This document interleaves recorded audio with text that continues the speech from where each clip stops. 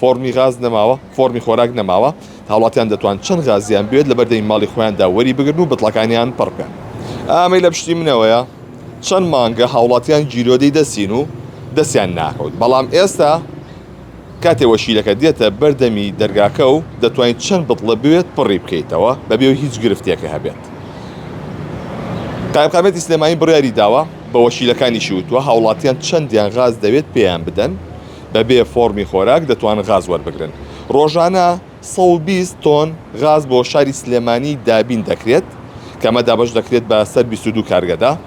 چەندێکیان لێ بەکارهێنا ئەتوانن بیدەن بە وەشیلەکان و بیفرۆشن بۆ هاوڵاتیان، ئەوەشی کە لێیان زیاد دەبێت دەتوانن لە کۆگاکانی خۆیاندا ئەمباری بکەن. بۆیە شاری سلێمانی لەم کاتەدا لە مانگی 6دا کە بە تەواوەتی دنیا گەرمی نەکردووە ڕۆژانە پێویستی بە نزیکەی 8,000 بتڵ غاز هەیە، بەڵام لە ناو قرچەی گەرماکەدا پێویستی بە نزیکەی 5,000 بۆ 6,000 بتڵ هەیە. بەڵام ئەگە بچینە ناو زستانەوە لە ڕۆژێکدا شاری سلێمانی پێویستی بە نزیکەی 18,000 بتڵ هەیە بۆی بەکارهێنانی هاوڵاتیان و شوێنەکان. بۆیە لە وەرزە گەرمەکاندا و لە ئێستاوە دەستکراوە بە ئەمبارکردنی غاز لەو کارگانی کە هەیە 22 کارگەی کە باسم کرد کە بە سەرجەمیانەوە توانای ئەمبارکردنی 3250 تۆن غازیان هەیە.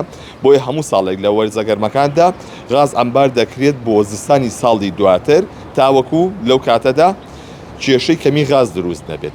لە مای ڕابردوودا بەهۆی ئەو گژی و ئاڵۆزیانەوە ئەزمەی غاز دروست بوو لە سەرجەم کوردستان و لە شاری سلێمانیدا کەمەوەی کرد بوو هاوڵاتی زۆر بە دوای غازە دەگەڕا، بەڵام ئێستا فۆرمی غاز نەماوە، فۆرمی خۆراک نەماوە، هاوڵاتیان دەتوان چەند غازیان بێت لە بەردەمی ماڵی خۆیاندا وەری بگرن و بتڵەکانیان پڕ بکەن.